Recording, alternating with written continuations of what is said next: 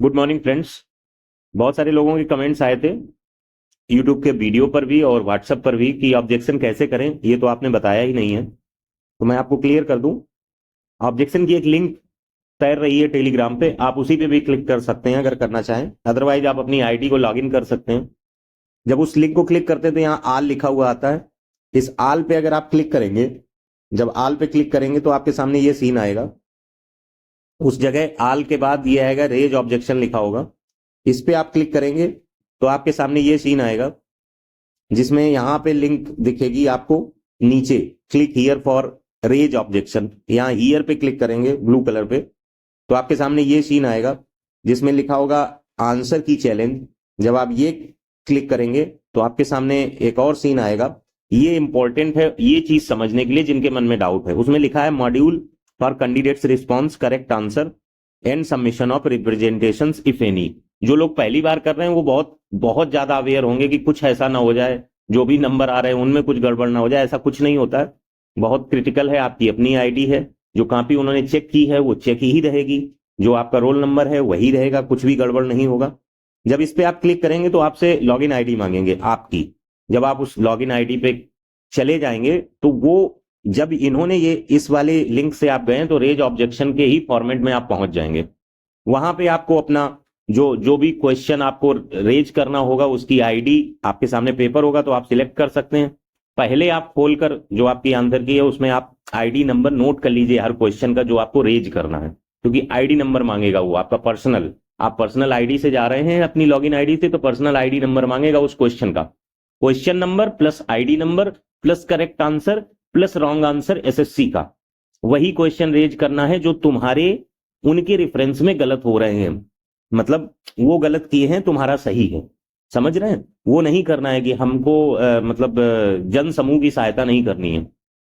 और रही बात इसका कि 100 है वैसे 12 क्वेश्चन में दिक्कत हो रही है, कुछ लोगों ने और एक दो क्वेश्चन देखे हैं, तो क्वेश्चन रेज करने में दिक्कत नहीं है। मेरा गलत हो रहा है, मुझे लगता है ये सही है तो मैं 100 रुपए की बलि चढ़ा रहा हूं, मेरा सिलेक्शन एक क्वेश्चन से रुक भी सकता है। जिन जिन लोगों की ये सिचुएशन है उन्हें यहाँ पे पैसे में नहीं सोचना चाहिए। जिन लोगों का ये है चाहे कितने क्वेश्चन रेज करते मेरा होगा नहीं, उन्हें रेज करना नहीं चाहिए। जिन लोगों का ये है मुझे रेज करना है, मेरा हो भी चुका है, उन्हें गुरेज नहीं करना चाहिए। ये जिससे आप रेज कर रहे हैं उससे आप पर मंथ 70,000 65,000 निकालने की क्षमता रख रहे हैं और योग्य हैं। तो सीधा सीधा कॉन्सेप्ट है।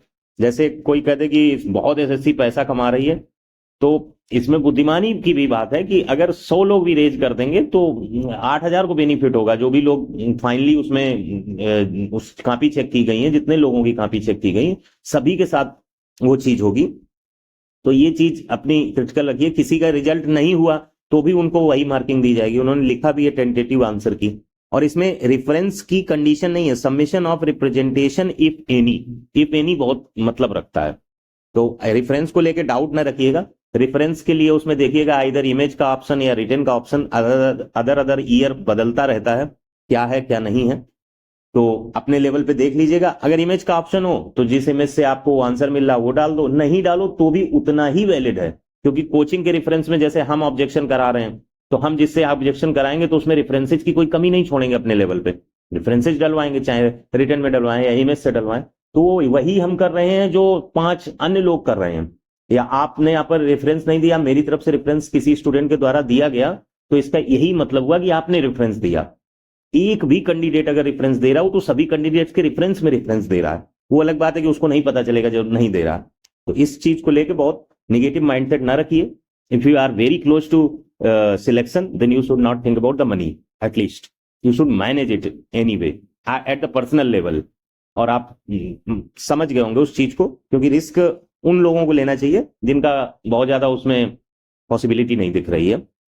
और अदरवाइज आप कॉन्फिडेंट हैं, ये बात बिल्कुल ट्रुथ है। अगर कोई नहीं भी करता है, लाख वो सिलेक्ट हो ना हो नहीं होता तो उसके साथ बिल्कुल करेक्ट होगा, जो सबके साथ होगा वही चीज होगी। उससे एक फाइनल कंक्लूजन निकाल के टेंटेटिव आंसर की के बाद दूसरी आंसर की आएगी, उसमें लिखा होगा फाइनल आंसर की।